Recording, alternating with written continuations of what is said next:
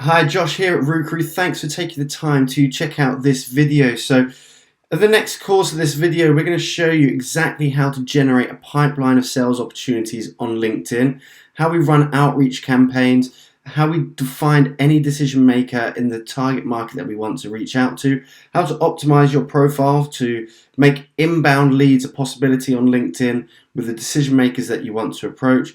And we're going to show you some of the most successful outreach messages that has resulted in thousands and thousands of leads for our clients.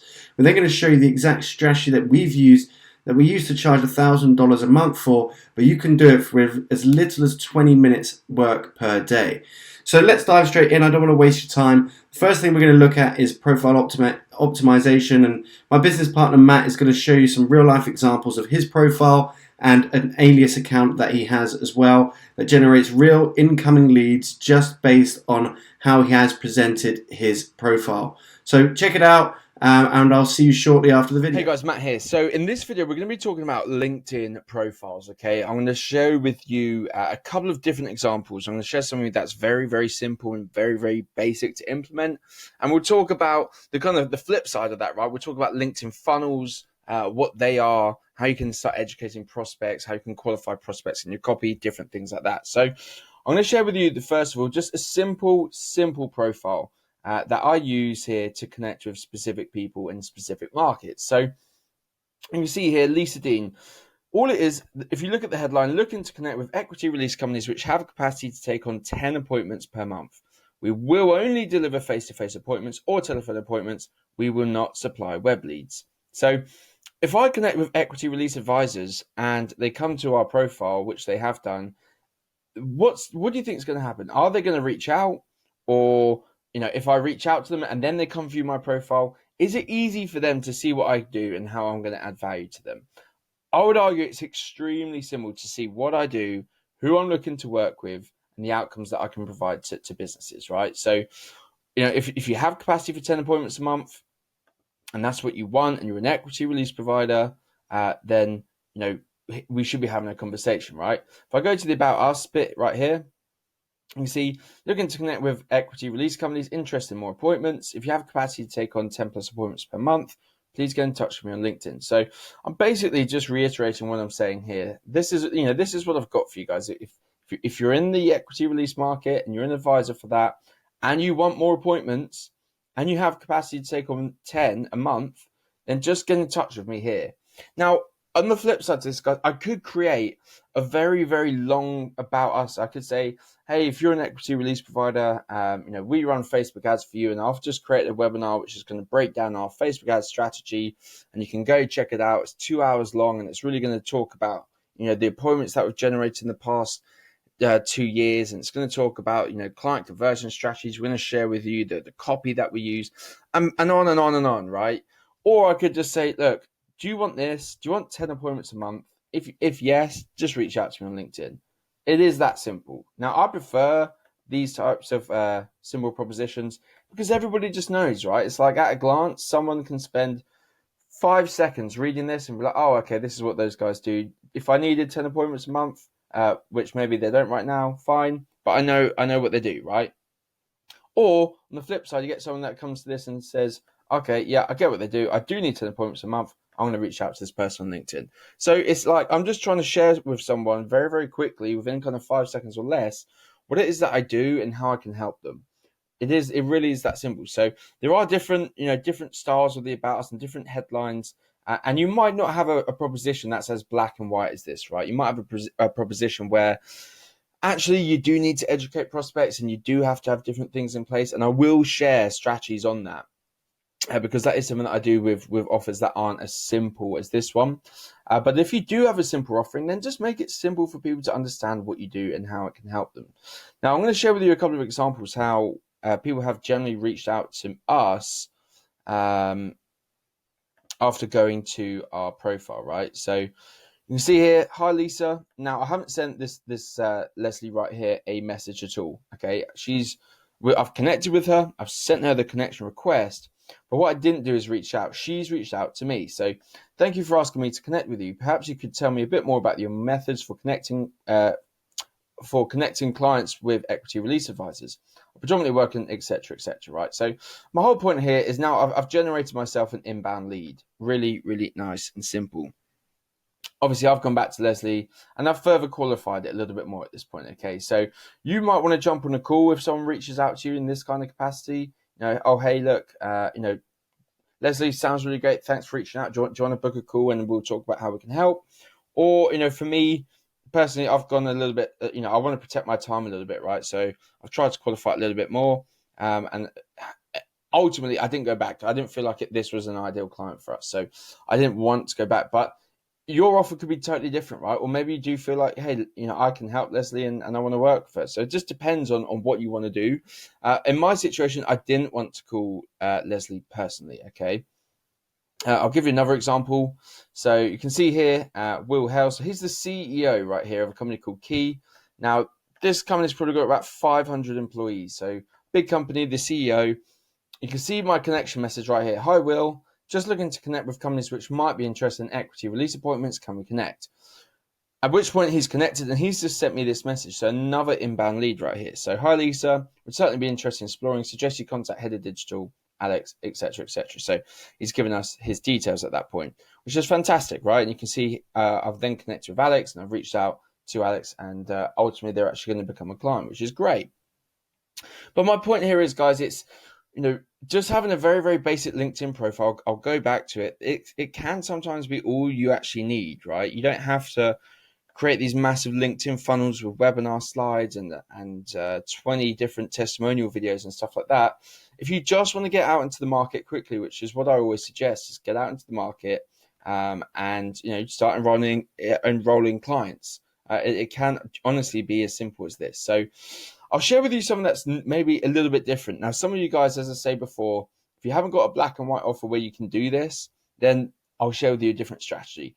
But honestly, if you can do this, it might be just a little bit easier. Or if you want to qualify prospects on a phone call, then just tell them what you do, the outcomes that you provide, and then get on a phone call with them.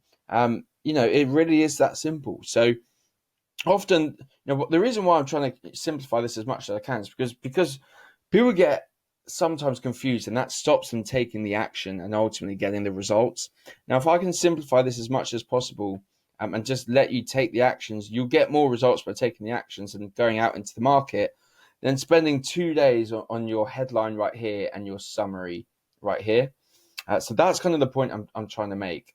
What I will do is I will share my LinkedIn profile. So this is actually, it is different, right? You can see here, Matthew Sales. So helping agencies and consultants, service providers use a predictable client strategy. Now, that could be refined a little bit more if I wanted it to be. I could talk about the exact kind of systems that we use, but this is what I've got, and this is what I've had on my profile for quite a while. See at the bottom here, featured. So there's a video of us where we spoke at a few different exhibitions, and I've got some testimonials and credible sources, things like that right here. So you can see that, which is great. So if you have got testimonials and things, then why not use it? You've got the featured area anyway, so you can upload your videos and you can upload your any kind of testimonials, whether it be images or whatnot. So what I'm going to do here, guys, is talk about the actual summary. Now, this summary here, as you can see, is quite a bit longer, right? It's goes into a little bit more depth. So it talks about who I'm helping. So coaches, consultants, entity owners, service providers approach me every day frustrated with their client acquisition strategy. They've tried it all: cold calling, networking, door knocking. Nothing seems to be working. I get it, right? I've been here before. So I'm basically saying, look, I'm an insider. I've been there before. I totally get it. I was spinning my wheels, etc., etc. Truth is, it doesn't have to be this way. Solution to the problem. Calling out the problem. Here's the solution. It was Thomas Edison that said, etc. So the market evolved. Going online changed everything for me.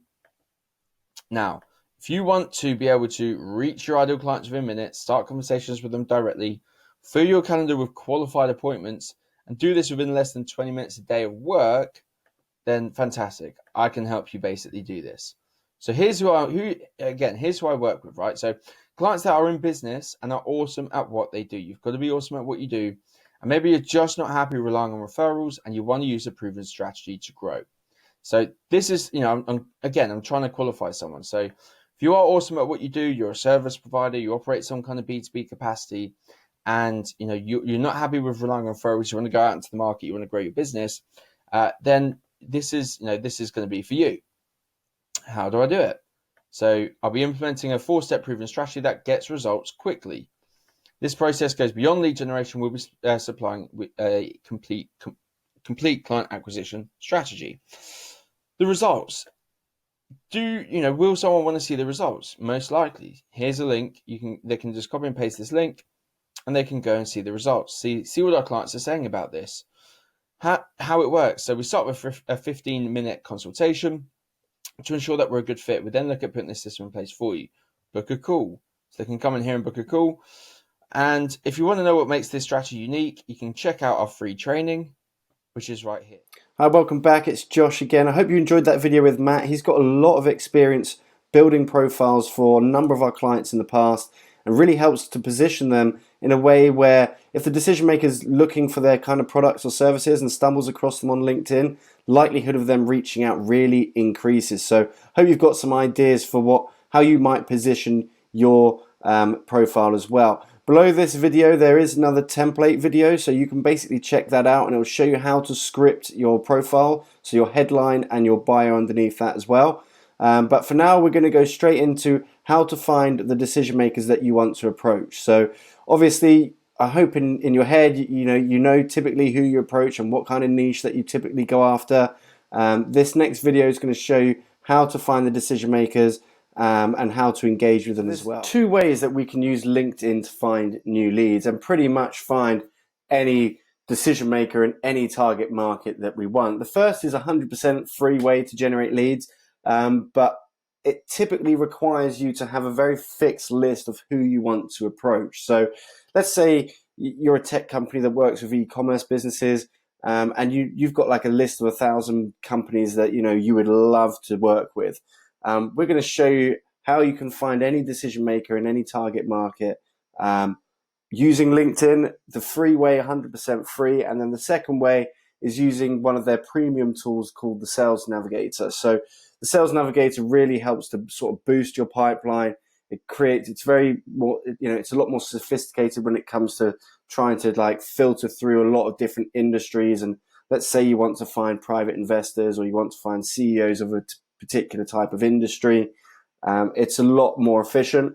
But if you know exactly who you want to approach, then this can work just as well to begin with. If you know the exact decision maker you want to approach, their job title, and the kind of company that they're in. So it's as simple as this, really. We'll go into the search bar at the top, and let's say, for example, it's Manchester United.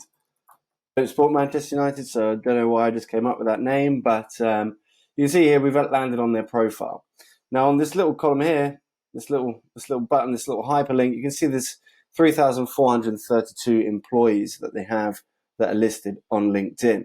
And straight away, if we click that, we're going to see a whole list of existing people that work at Manchester United that are also on LinkedIn. And you can see all these different job titles, and depending on who you want to approach, let's say you want to approach with the group managing director, all you're going to do is click connect, and you can add a note. So you've got a 300 character limit to add a bespoke message to this person. And the more bespoke and the more sort of curiosity you can bring straight away with this message, the higher the likelihood of them accepting that, connection request is going to be. I was sure Richard Arnold here gets a lot of connection requests as being, the managing director at Manchester United. So you've really got to try and pique their interest as to why they should accept your invitation to connect. You really have to have something that is going to, be on trend with what it is that they're looking at the moment. This is a high profile person on LinkedIn. And all you're going to do is you're going to click connect, you're going to click add a note, and then this is where you put your 300 character limit. So when they receive this connection request, the first thing they're going to see is this message. And the more customized you can be with that, the better likelihood is that you're obviously going to get someone to accept the connection request. And it's kind of ridiculous that you can almost get anyone from any company on LinkedIn and just go directly to them. Imagine calling up Manchester United and saying, yeah, I'd like to speak to Richard Arnold, what are the chances of you getting past that gatekeeper and getting in front of, the group managing director at Manchester United? It's very, very, very slim.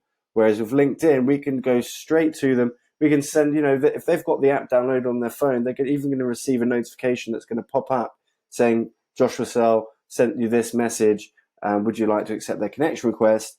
Where else can you do that? It's a really, really good opportunity. So let's have a look at another one. Let's have a look at Hilton. I'm just using, brands that, the majority of people are going to recognize. So if we click on again, 89,000 employees. Let's say we want to try and find the CEO. So we've got the CEO here already. Click on them, click again more, and click connect. Let's see how easy it is to try and reach out to these people. Again, we're going after very, very high profile LinkedIn members here, just to give you an example of how this works. Again, Deliveroo. Let's try and find the owner or CEO of Deliveroo. Founder, CEO at Deliveroo, and we're also a second level connection as well. And I'm going to go into that, later on in this video. But yeah, straight away, what we're going to do, we're going to click on their profile and we're going to try and reach out to them. We're going to try and engage with them by sending them a message, piquing their interest, give them a reason as to why they should connect with you. Why would it be in their interest? They've probably got a load of different connection requests all the time. And we've connected with some very, very high profile people on LinkedIn in the past. But the more bespoke you are of your outreach, the better you're going to be. So let's have a look at this. Let's say you want to get in touch with the marketing director at Tesla, for example. Sometimes it's going to be very, very difficult to actually find who the marketing director is. So if I put in Tesla head of marketing, for example, we get Shannon Sneed that comes up. So I'm going to copy and paste her name into LinkedIn, and you can see straight away marketing director at Tesla. So we've kind of, instead of trying to, because if we go on to Tesla's list of, if we just go onto Tesla's list of employees, it's going to be very difficult to find the head of marketing in 100 pages. It's going to take us forever. So if we go on to just type it into Google and then we copy and paste it, straight away we're going to find her profile and we'll be able to connect with her directly through LinkedIn. So you can see straight away that this is a very, very good option if you've got high profile companies that you want to try and approach. Bypassing any kind of gatekeeper. You're not going to get this person if you send a cold email to Tesla.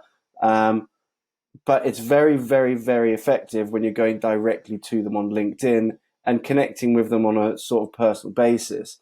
Now, this is great, obviously, for high profile companies. But what if you want to get in touch with, just SME companies that are in accounting niche, for example? Well, that's when you kind of have to go over to the Sales Navigator. So I'm going to give you an intro into how the Sales Navigator works. First of all, you'll see on the top right of your profile, it will probably say Unlock Sales Navigator. I've obviously used Sales Navigator before, and obviously for the purpose of this video, I'm just going to show you how to sign up. So I'm going to click Reactivate Premium. And what we want to do is we want to find leads more effectively. Now, depending on what you click here, they're going to take you to different packages and plans that they have. And we want to make sure that we're on the Sales Navigator. So you want to select to find leads more effectively, and then you want to click the Sales Navigator Professional for individuals. Unless you've got a team, this is the one here that you're going to select. So I'm going to click Select Plan, and we're just going to reactivate it. You can see pay as little as $49.99 if you pay annually. We're going to run this monthly. I'm going to click Reactivate now.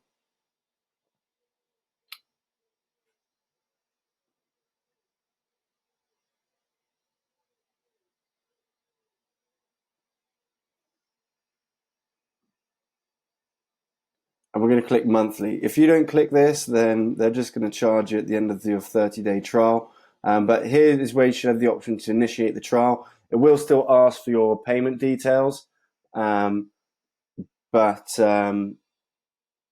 it won't charge you if you cancel within the 30 days. So do I want to use PayPal? One second, I've just got to, I'm going to do this as a secure checkout anyway, so I'm just going to pause this video. Okay, I'm back, and you can see, obviously, I've all set up, paid the £58.32, which is what it comes to if you're just paying monthly. We're going to go to Sales Navigator. Okay, when you land onto the first part of the Sales Navigator, you're going to see this display come up. And what we're going to do is we're going to go over to the top right-ish. We're going to click All Filters. And we're going to click Lead Filters. And what this is going to bring up is almost like a directory kind of for LinkedIn's entire database. So you can basically select filters based on who you're trying to target. So let's say, for example, we want to target real estate brokers in New York. What we're going to do is we're going to scroll down, go to title, and put, let's say we want to target managing directors of real estate companies.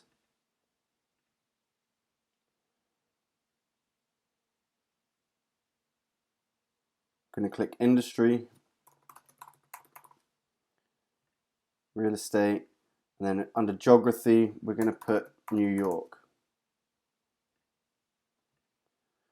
So you can see straight away we've managed to bring up 2,500 results of real estate brokers that are also the managing directors within New York. Now, if you wanted to go and target even on a more granular level, you could target by company headcount, the company type, where they've previously worked, the years of experience that they have, the years at the current company. Obviously, if you target a company headcount of 11 to 50, then they're going to be a smaller SME. Whereas 1 to 10, they might have smaller budgets. So you need to think about what product it is that you're offering and who typically is the ideal client. If they're corporates, if they're large companies, then obviously you want to ignore these first sort of 3 or 4 and maybe target from 201 upwards. So it all depends on what it is that you're offering in terms of how you're going to be targeting and building your lookup. So if we click search, it's going to bring up this entire lookup for real estate brokers in New York and just the managing directors. You can see here, it's built up quite a large list. There's probably about 10 pages of this, 100 pages. And these are just the entire results. So you can see here, there's different tabs. And this is all of the results. What you want to do, and what I would suggest doing, is going over to people that have posted in the last 30 days. If you send a connection request to people that have posted in the last 30 days, the chances of them accepting the invitation to connect increases a lot more because they're obviously active on the platform. Whereas these 2,500, we're not sure how active they are on the platform. So people that have posted in the last 30 days and you send them a connection request, the likelihood of them accepting increases a lot. Typically, on average, you're going to get 25 to 35% accept your invitation to connect across the whole LinkedIn, but it's going to be more like maybe 50% if you just target people in the last 30 days. And the way that we do that is we just come over to here and we just click connect. That then brings up the opportunity to build the personal message, which is 300 characters. Obviously, if you're going to do that and you want to be very picky with who you select and you want to do your due diligence on, why they might want to connect with you and their background, etc., then obviously you're going to go on their profile first. So I'd suggest right-clicking it and then just opening the link in a new tab and then having a look through their profile and learning a little bit more about what it is that they do so that you can bring up some, interesting information in your connection message. Here you can see there's recent activity, shared an article. If you can bring that up in the comments saying that you're interested in the article that is recently created, I think that we've got something that might be of interest to you. You're going to increase again the likelihood of someone accepting your connection request. But we're going to go into messaging templates and things that have worked well for us in the past in a future, in about 20 minutes or so. So just hold on to that for now. This video is just to show you how we build the lookups and then how we engage with them. So like I said, it's these three dots here. You click connect and it's going to bring up the connection message. Now you can save searches, so you can see here, you can click save search, and let's say you want to call it New York real estate brokers. That's going to be able to update itself automatically, but also it enables you to just keep your saved searches. So if you click on here on the Save Searches tab, it's just going to bring up this lookup straight away. You don't have to rebuild it. Also, if you click Save once you've connected with them, it's going to take them off the list. So if you come in on a daily basis and you send 50 connection requests to these audience members, then you want to make sure that when you log in the next day, they're all not here again, so that then you don't have to scroll down to the bottom, then click on page 2, then 3, then 4. So if you click Save once you have connected with them, then that will just take them off this list, and it will just make your daily workload a lot easier and a lot more productive. So that's an example of obviously how to do it for real estate. I mean, we can do another one. Again, what you're going to do is you're going to come up here to all filters, click lead filters, and let's say we want to look for chief technology officers in the UK.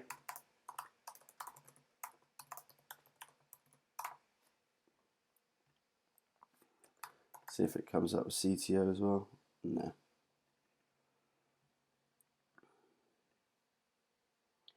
We're going to be doing just the UK.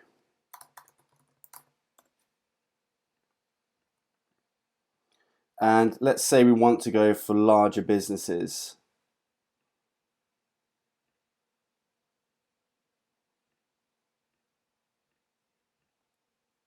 So you can see again, there's 2,500 in this lookup as well, for companies that are relatively large size, just targeting the chief technology officer. So let's imagine you're a tech business, and that's basically who you always go to introduce your services to a new client. You can select the relationship. So the relationship is how close you are to their existing network. So if you click first degree connections, then the likelihood of you knowing that person or that person being within your network is obviously very high. Second degree connections, they're like friends of friends. So let's say you connect with a business director in an SME that looks after manufacturing, and their friend has got another manufacturing business and they're also connected on LinkedIn, but you're not, if that makes sense. Basically, there'd be a second degree connection. Third degree connections are people that are not in your network whatsoever. So you haven't got any friends that are connected to that member on LinkedIn, and you don't have any even second degree members that are connected to that person on LinkedIn. So I would suggest maybe going for first and second degree to begin with, and then going for third degree. Again, it's just going to increase the probability of someone accepting your connection request. I would use third degree at the end. So if we click second degree, for example, still bring out 1,000 because I've got quite a lot of connections on LinkedIn. And if we click search, you can see less people are, well, there's 369 people have posted in the last 30 days. So again, this is the tab that we're going to go for first. And again, we're just going to go in and click connect with them if it's the right fit for what it is that you do. If you're not looking to get in with the NHS, then you might exclude them from the list. So in order to do that, you can use the keywords function here, and this is like Boolean. So if you wanted to not include any NHS staff, you'd put not NHS, okay? And then if you wanted to say not construction, this is going to take away anything that's related to NHS or construction within the lookup. So you shouldn't see, you see the person that was in NHS is now gone. This is a Boolean search. So if you wanted to just target companies, for example, and let's say you just want to target HSBC, I wouldn't do that. I wouldn't suggest doing that. even though obviously it is going to come up with some good results, what I would do instead is go to company and then type in HSBC. Okay? The reason for that is because some people have previous jobs with a company, but they'll still appear in these results, which can be obviously really frustrating because you're only wanting to target people with an HSBC. So I'd always just target on the company. And again, if you've got a whole list of businesses that you want to approach, or they'll come up with a little drop down as well of similar businesses, you can just select the ones that you think are, you want to approach. If you know that, for example, you want to get in with BT, then obviously you're going to click them, and it's going to again bring up anyone that's related to the CTO roles in this particular lookup. So you can click them out once you've done them with them, or if you don't want to use them anymore. Again, you could filter by industry if you wanted to.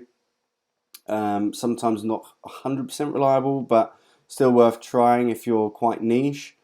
And then you've got the view all filters tab here. But typically what we'll do is we'll build a list like this, and then we'll have a look through the prospects, and if they seem inaccurate, or if they've got companies that we don't really want to focus on, then we might just exclude them using the Boolean. So like I said, you can put not, or you can put or you can put yes, I think. But if you have a look on Google, if you just Google Boolean search criterias, you'll be able to see what you can filter out and what does work as well, obviously. But yeah, this is just an intro to Sales Navigator. I'll do one more look at. Again, you go to all filters, click lead filters, and let's say we want to focus on just marketing directors in the US with over 500 staff. Again, we're going after larger companies here. All I'm going to do is just clear the search criteria, go into head count, title marketing director, and target the United States. Obviously, I mean, if you're targeting this kind of lookup, then you've got to have something that's pretty appealing to a very generic audience size, because I mean, you're looking at like 89,000 marketing directors with this headcount number. So if unless you've got something that is going to be very appealing to a huge range of industries and niches, it's unlikely that this is what you would typically do. You would go in again and you'd filter on the company type, or obviously relationship and going on the 30 days, but still 16,000 in such a broad lookup, it's unlikely that this is going to be the best strategy for you. You really want to niche down. You want to be quite bespoke with who you're approaching, and you want to feel like you've got a list of people that are really relevant to, I don't know what I'm doing there, that are really relevant to your business proposition, and you've put some thought into, okay, this is the type of company that I want to approach. These are the company lists. These are the top 100, and maybe just start with the top 100 companies that you think are going to be the best fit for your services, and then you can either go through them through this, or you can build a lookup using obviously the tools that we've just run through. But this is where I would start. I would start with second level connections, and I would start on posting on LinkedIn in the last 30 days, and this is going to give you not only an active lookup, but these are people that are have got friends in common almost. So you can see 1 shared connection, 9 shared connections. When I send a connection request to this person and they see that we've got all of these people in common, the likelihood of them accepting that increases. Whereas, look, if I put in third level connection, there's no one in common. So if I send this person a connection request, they're going to be like, who the hell is this person? So unless I put a very, bespoke, well thought out welcome message into this script here, the likelihood of them accepting massively decreases. So that's why I'd suggest going for second degree connections first, and then obviously ones that are posted in the last 30 days. because you might have a genuine connection here and be like, oh, I didn't know you realized that you knew so and so. Have you done work with them in the past? Because we do a lot of work with them. You know, that's going to be a good intro. That's likely going to make them accept the connection request. So it's these little tips and tricks that you really need to think about, but that's kind of what we're going to go into next with the messaging templates and everything. So yeah, thanks for taking the time to have a look through this. I hope it's been really useful, really interesting. Like I said, get the free trial on this first for the 30 days. Make sure you only select the monthly unless you're willing to hit the annual. But yeah, hope this has been useful, and see you very shortly on the next video. Hope you found that video really helpful. The Sales Navigator has been a massive tool for us. Anytime we enter a new market, or we want to build our sales pipeline up a little bit, we'll go in and we'll start connecting with prospects that are relevant to our target market. And it's all well and good, obviously, building a list of highly relevant prospects that are the right decision makers for your business. But it's another thing trying to get them engaged with what it is that you do. So in this next video, we're going to show you messaging templates and scripts that have worked really well for us in the past, some client examples as well that have generated in excess of 1,000 leads, and we'll try and tailor approaches based on different sales levels. So there's no point in giving a business a sales script that they feel really uncomfortable with, or an outreach script that is just not right for them. So we'll show you different examples based on how comfortable our clients were with sales. So we're going to go straight into that, hopefully give you some great inspiration on how you can build your outreach messages, and that's coming straight up. Right, so in this video, like I promised, we're going to be looking at 10 proven templates, 3 strategies that have produced thousands of leads on LinkedIn. So these are real life examples from previous clients or existing clients of ours, as well as templates that we've used in our agency to generate a huge amount of leads. Because it's one thing, obviously, connecting with a decision maker. The next thing, obviously the important thing, is then to turn them into customers, or at least to try and get them to engage in some sort of relationship with you, so that in the future you can hopefully sell some of your services to them. At the end of the day, I'm sure this is why you've sort of enrolled in this course. So we're going to go straight into it, and we've kind of split the categories into 3 for 3 obvious reasons. We want to try and make it comfortable for people that have got different levels of experience when it comes to sales. So we've got a soft, a direct, and a veteran approach. And by the way, you'll see me skipping a little bit on these types of parts of the PDF. Reason being is because it's attached anyway below. I just want to get the real meat here, and give you the value straight away, so that we're not wasting time reading sort of areas that won't be of interest to you right now. So like I said, there's 3 different areas of sales. One is soft, direct, and then veteran, that we've split these templates up into. So if you're soft, and you're a little bit I'm not meaning soft as in you're wimpy, but if you're soft, it's more to do with your approach to sales. So if you don't want to be super aggressive with your sales strategy, and you know that the target market that you typically work with won't appreciate you messaging them on LinkedIn trying to jump straight onto a call, then you're going to probably go for this approach. I'd say 60 to 70% of people that are probably watching this video, the soft approach is probably the best one for them. Designed for inexperienced salespeople, but also people that really value expert positioning. So imagine, we do B2B marketing, and I just went straight into, HSBC, and I sent them a direct message saying, do you want some additional leads for your corporate department, for your commercial business department? We could 3x your business in the next 30 days. They're just going to laugh you out the door, right? That's not going to give you expert positioning to a massive, massive company. And you're also going to be one of many that are trying to get themselves through the door with a company like HSBC.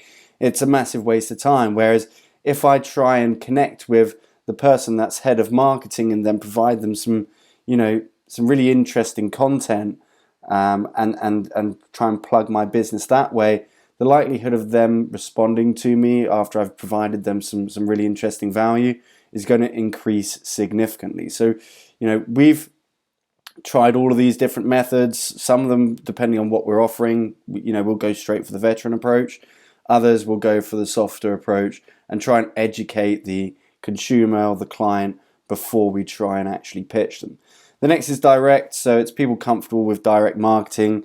Companies that have typically got proven results and outcomes, and they focus highly on a particular niche and they know who they help, and they have limited marketing collateral to leverage. So if you haven't got industry reports that are going to be really interesting, or if you haven't got the time to build them, then typically you might go for a direct approach. And then you've got veteran, and that's people with an almost irresistible value proposition. So when they get their services in front of the client, it's almost very hard for them to say that they're not interested. And I'm going to show you some examples of those in this short video. Also, obviously, points towards people with significant sales experience, because we're almost asking them to jump on a call straight away, and they need to almost guarantee that their results or outcomes to their niche. And yeah, we'll show you some examples of those. But we're going to start with the soft approach. So it's designed to deliver upfront value before requesting a consultation call. Works well in two scenarios. One, you're not comfortable with direct selling, as we mentioned before, and you prefer to demonstrate your credibility within an industry before you start trying to pitch them. Perhaps you also operate in a highly competitive or saturated market. The decision maker is probably inundated with sales proposals. Let's imagine, recruitment is always a great example, because there's it's highly saturated. Decision makers or HR professionals in big companies are going to be approached on a daily basis from recruitment agencies. So you've really got to stand out.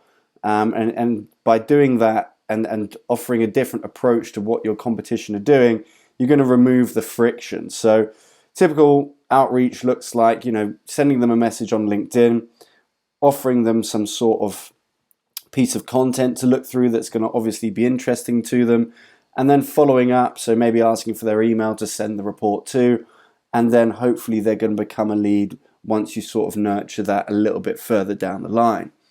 So converting leads into sales using this strategy, it's all in the follow-up. People are very likely to say, yeah, I'm interested in the report, send it across to me, but they're probably going to go quiet after that. You have to follow up with them, otherwise you're going to be leaving sales on the table there. So straight into the soft example one. This was for a digital marketing agency for e-commerce companies, and we basically used an industry report as a tripwire. If you don't know what a tripwire is, it's basically offering something to someone in return for an email address, or basically them saying, yes, I'd be interested. It's basically something to build curiosity, engagement, and then basically the action we want the prospect to take in order to get them into our sort of sales funnel. So the niche was e-commerce companies with 2 million plus in revenue, and we were looking for e-commerce directors, founders, marketing managers. So we were able to quite easily find this lookup inside LinkedIn. It was more about the sales approach. So you can see here, this is the message that we were sending once someone had connected, and you can see why this might be appealing to an e-commerce director. Straight away, we're showing that we've done a recent study, positioning the client as an expert in their market, growing on online sales 32 times more than others. Wondered if you'd like me to share how the companies of a similar size are growing. I'm putting the report together, and basically, are you interested in a copy? Now, this got results with, like we said before, e-commerce companies that were doing 2 million plus in revenue. So they're not looking for tiny, little Shopify stores, drop shipping stores. They're looking for established businesses. And they're an award-winning agency. They didn't want to send direct, unsolicited messages to their customers. Instead, by offering valuable insight via an easily digestible PDF, the prospect could understand the value of our client's services whilst protecting the integrity and expert positioning of their business. So you got 52 downloads in the first month, which is amazing, of companies that they'd already identified as being the right types of clients that they want to go for, and resulted in 5 scheduled calls in the first 30 days. Now that's a great result for them. If they convert just 1 or 2 of those, they've got a strategy that they can use continuously without spending any money on paid ads. Soft example 2, this is a conscious leadership coach. Again, it's, there's business coaches, there's plenty of them on LinkedIn. I think there's over 20,000 or something if on LinkedIn, if you want to go and have a look on Sales Navigator and type in business coach. And again, the point of this is trying to stick out from the competition. So this client had a really good reputation in the PR niche. So they worked with huge PR companies in the past, which they name drop in their message, I believe. Portland Communications, TMW Unlimited. And basically we wanted to try and go forward to PR companies and say that, okay, we've already generated results in this niche. Would you be interested in learning a little bit more about what we do? So you can see the message here. It's great to connect. I notice your the job title at company name. So show that you've actually gone and had a look at their profile. You're not just spamming them, and you've at least considered what it is that they do on their profile. I'm passionate about helping agencies like yours engage more deeply and deliver exceptional results. I've got some really compelling evidence about how conscious leadership helps with employee engagement, talent retention, creativity, productivity, client wins, and overall well-being. All the stuff that makes agencies brilliant and more profitable. I'm currently working with ambitious agencies like Portland Communications and TMW Unlimited who are embracing this approach with immediate results. If you think this might be for you, I'd love to send you this info. May I request your email address and I'll get it straight over. Again, she's going after very established PR companies and kind of demonstrating that she's already got experience in this market, which is going to be a lot different to the typical business coach who might reach out and say, are you looking to grow your business? There might be ways that I could help you streamline your productivity or streamline some of your processes.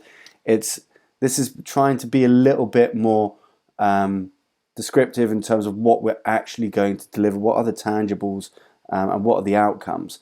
So there's been 28 downloads from this, 3 face-to-face meetings, one high-ticket client was closed in the first 30 days again. And this is just something that they can rinse and repeat. The market is not massive for what they do here, but if they switch over to the US, then they're going to have a huge market to go into. The client had just launched their new program, had limited sales and marketing experience. They'd always worked in big PR companies. This is the first time they were stepping out and doing their own thing.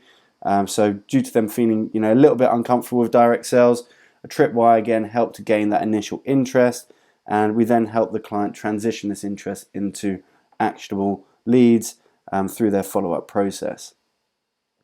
Soft example 3 was a 3D printing technology company, and basically they helped companies do direct mail, so literally letters through the post, but it appeared like it was a handwritten letter. Basically they had like 3D printing bots, and it worked really, really well. And again, this is a great tripwire. This is always gonna pick up the intrigue of prospective clients. So we'll go straight into the messaging template. Started with marketing agencies in the UK as we thought, this is going to be something that they might be interested in because it's a unique way to try and engage with new prospects. So goes in straight away. Notice again, you're the job title at company name. Quick question: do you need an original and affordable strategy to attract new digital clients? Sometimes going back to simple traditional methods of communication can be an extremely effective way of reaching decision makers. For example, when is the last time your company name received a handwritten letter? A handwritten letter is a novelty these days, but data suggests the recipient feels an obligation to take the time to review its content. We've designed a robot that mimics the handwriting of a human but at scale. This allows organizations to quickly create and send personalized, seemingly handwritten letters to an entire prospect list. Would you be interested in trying a unique way of introducing X companies? I'll be happy to send across a sample if you'd like to see the quality and presentation of the letters. Now, this is a unique value proposition. Not many people are going to have been approached with this kind of proposition. So obviously it got a lot of good response rates, and they only need a couple of clients a month to generate some high volume because they might be sending 10,000 letters a month. So 40 samples were sent in the first 30 days. 6 calls were scheduled, and 1 order secured. And why this strategy? Again, digital agencies are overwhelmed with unique ways to acquire new clients. You've got people saying try Facebook ads, Google ads. So they want to try and they're always looking for unique ways to try and attract or acquire new clients. And this worked really, really, really well. Next one is the direct strategy. So a direct strategy is exactly as it sounds. So we're presenting a very direct question to a niche in the hope that they'll be interested in reviewing our client's services. This particular strategy will only work if you're able to communicate the value of your services in a format that's attractive to a specific niche. Companies that are unfamiliar with direct outreach or uncomfortable with cold sales are more suited to the soft option mentioned above. But when the correct value proposition is presented to an active niche on LinkedIn, amazing things happen for our clients. And again, we're going to show you some results. So as you saw with the previous one, this is some sort of tripwire, whereas this, we're going for outreach, trying to present the services and trying to suggest a call. It's a lot more direct than the one before, when we're trying to send them some sort of proposal doc, and then we're going into a follow-up phase before then asking for the call. So this is a little bit different, and again, it needs someone that's a little bit more experienced on LinkedIn. And just as a warning, if you get this strategy wrong and you start spamming everyone on LinkedIn, you're not going to generate any leads, and in fact, you're going to start annoying your target market, and they're probably going to let you know as well. So sometimes we've tried messaging templates that just don't work, and it ends up getting a negative reaction. And obviously, straight away, we'll stop that messaging template, because the last thing we want to do is damage relationships before they've even started. So here's a direct example. This was the UK's largest personal development expo. We worked with this client for over 2 years with a combination of LinkedIn and Facebook ads. And basically, they wanted to present an opportunity for personal and professional development experts to showcase their services to a captivated audience. So they're one of the largest personal development exhibitions in the UK and in the US. They run one a year in each country, and they're typically built for coaches and consultants and people that are interested in personal development. But this is something that got amazing results, consistently generated leads over a long period of time. As I mentioned at the start of this video, there's a lot of business coaches out there, and again, they want a new way to generate leads, and this is a kind of really unique value proposition. So it says, thanks for connecting. Your profile suggests you offer personal and professional development services. I was just wondering whether you'd be interested in showcasing your services as a guest speaker at X name. Last year, we attracted over 12,500 visitors interested in personal and professional development. Our annual event is a unique platform for coaches to engage with audiences interested in coaching. We're also able to provide speakers with additional exposure through an opt-in email list of 160,000 plus speakers, the Best You magazine with over 50k readers, a Facebook community of over 60,000, 14.5k Twitter followers, and it goes on. Okay, so it basically shows you, this is a unique opportunity for coaches, and are they interested in being a guest speaker at the next event? So obviously this is going to get a lot of interest. So there's over 100 plus book calls just through LinkedIn, and the client would typically generate anywhere between 30 and 40 positive responses on LinkedIn every week. They had to outsource the actual nurturing phase because it was just taking up too much time, which is obviously a great problem to have. And they would just then basically get their sales team to attend the book calls. So like I said before, why this strategy? They're extremely, coaches and consultants are extremely active on LinkedIn. They use the platform as a lead gen source. And we were basically able to present a great opportunity for this niche to showcase their services to an audience that's already going to be interested in their industry. Generated great results. Client already had a established sales team inside their business, and they could basically give the leads to them to organize and sort out. If you're a business owner that basically handles all of the sales and day-to-day running of the business, it's going to be very difficult for you to then try and basically conduct the whole sales process, especially if you start getting a lot of positive responses. The next one's digital marketing agency.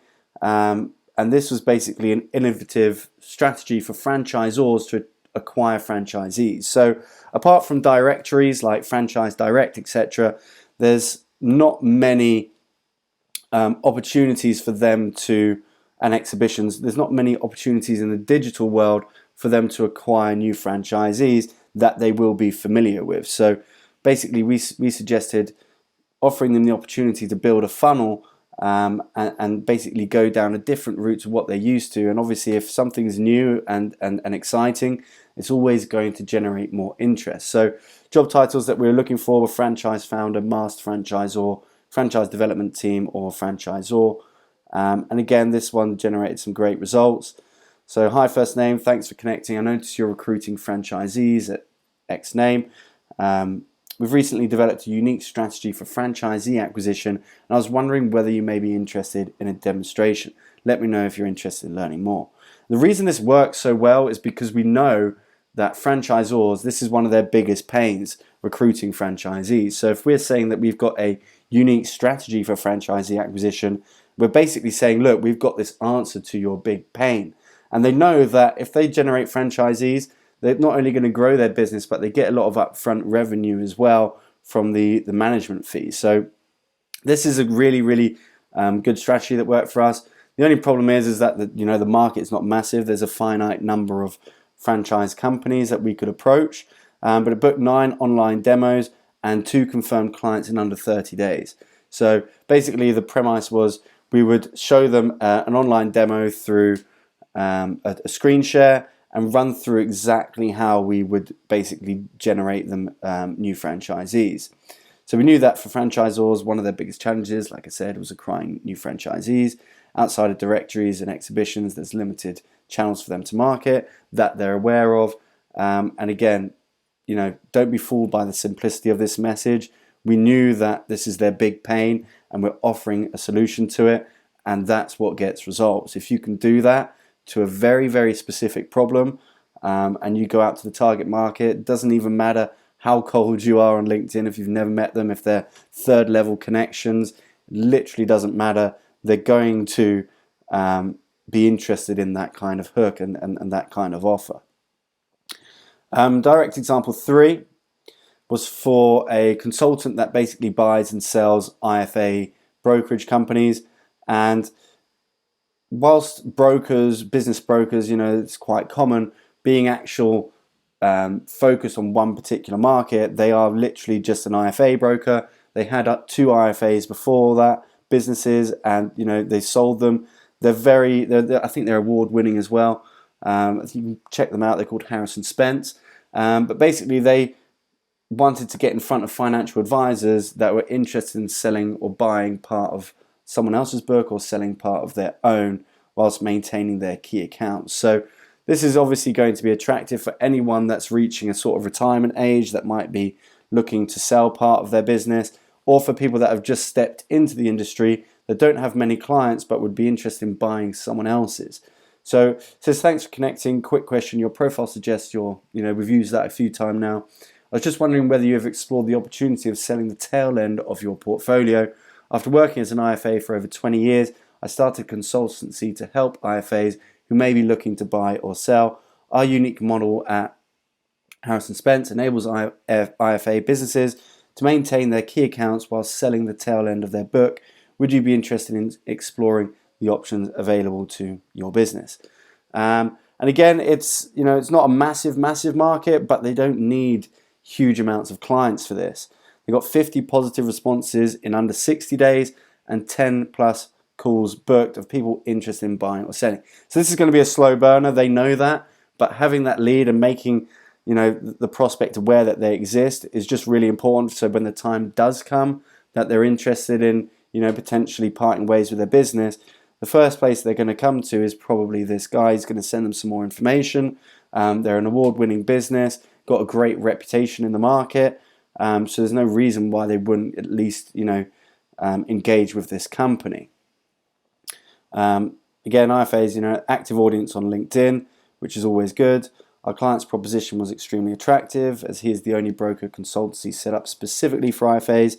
Due to this, we knew we had the luxury of being a little bit more aggressive in the messaging template, and we had over 50 clients interested in either selling or buying part of their book using this particular template. So again, it's particular.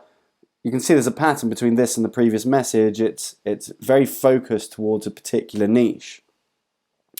And now we're getting into veteran. So veteran is where you've almost got an irresistible offer.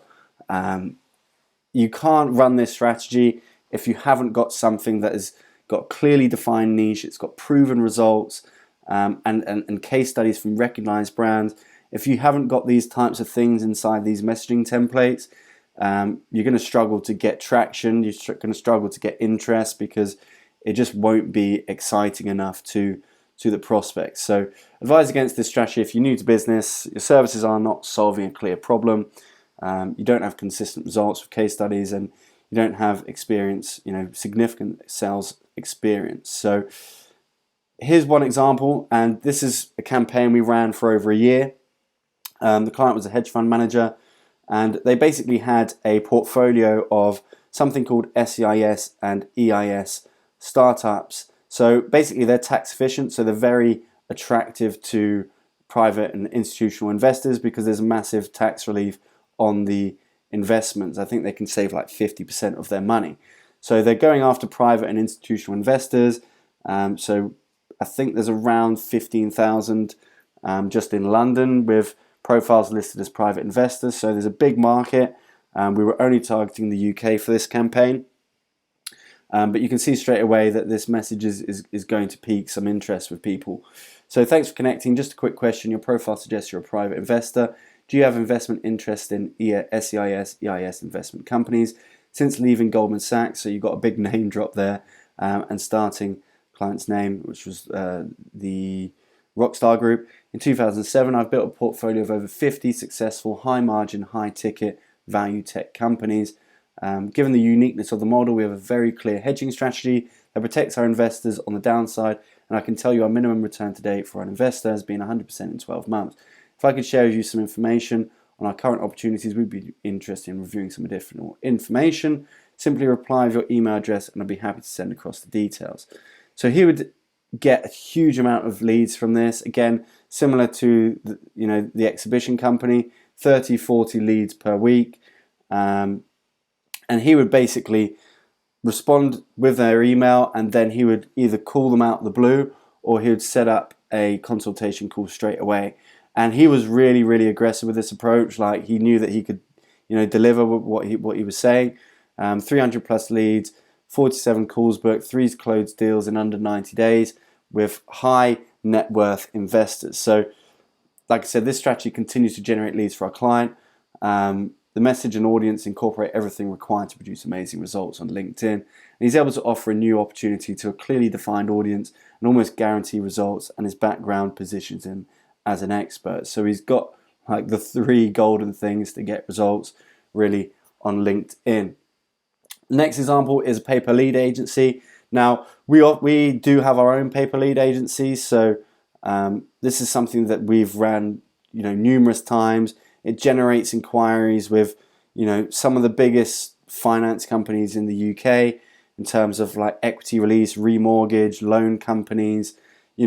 If we can, when we put this message in front of potential prospects, we get like outstanding results with big companies. So we're offering pay per lead or pay per appointment services, and it's very difficult for someone to say no to this because you almost got exactly what it is that they need. So if I'm a remortgage company and someone says to me, look, we've got these remortgage inquiries that generate 4x ROI on average, would you be interested in learning more?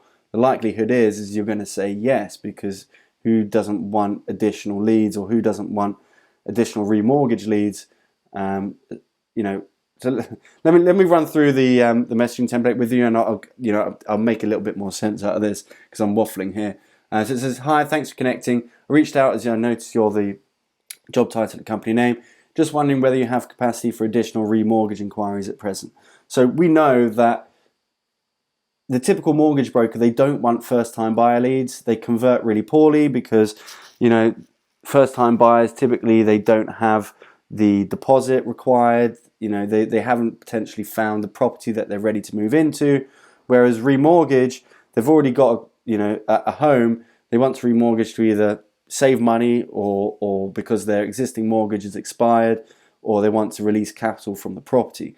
So we know that remortgage inquiries convert a lot better for the client than first-time buyer mortgages. So if we stick that in front of them, then straight away we've got their interest a little bit more than we would have done if we just said mortgage inquiries. Our clients are currently paying X per lead and getting a 4x ROI on average. Happy to set up a call if you're interested in learning more. You can see how direct this is. This is like, look, we've got this. Are you interested? Are you looking for more leads at the moment? Have you got capacity for additional leads at the moment? And if they have, and if they are looking to grow, and they're a decent sized company, the likelihood of them responding positively to this message is very, very high. And this particular example presented in 10 plus calls. We worked with, I think, 2 different clients on the back of this campaign, generated 25k plus leads. We don't really work, and we work in equity release market a lot now, but not really so much in the remortgage market, unless it's to do with debt consolidation. So why this strategy? This strategy was all about quality over quantity. The client knew remortgage leads in particular were desirable for the broker as it eliminated the number of tire kickers. Paper lead also reduces the risk significantly to the prospect, as they only pay when a lead is being generated. The objective was only to target companies with salespeople that could handle additional inquiries. So the next one is fund manager. Again, we're looking at private investors here. Private investors are very, very open to reviewing new opportunities.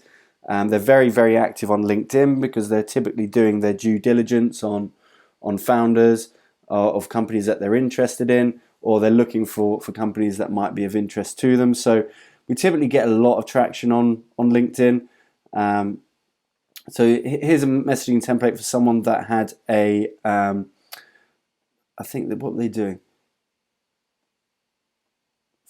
Let's have a look. Okay, yeah. So this person had a exciting opportunity in the leisure sector. They were working with one of the biggest names. I think it was like DW Fitness or something along that lines. But basically, they were opening up a new sector within the leisure industry. It was quite exciting, really. It was like designed towards young millennials and offering something different to traditional leisure parks where it's just like bowling or pool. They were creating like climbing walls and different kind of arcades that you would typically see. But this, again, it generated a lot of interest because it was, again, something unique, and it name dropped a highly recognized company in that sector already. So they knew that this was a serious proposal to be potentially interested in. So I'm the CEO of X company, a company focused on the leisure industry. We are currently partnered with, I think that, like I said, it's DW Fitness, but I can't quite remember, to deliver an exclusive and innovative project for multiple indoor and outdoor activity centres. This is a unique opportunity for investors to back one of the most established players in the leisure sector with minimal risk. Just wondering whether you might be interested in exploring the opportunity. And again, generated 50 plus leads in the first 30 days and 10 plus calls scheduled. And like I said, we have a strong background of delivering private investor leads to our clients using LinkedIn. Investors are regularly active on the platform, conducting their due diligence, like I said, and they're always willing to sort of review a new investment opportunity. Finally, we've got like a free template.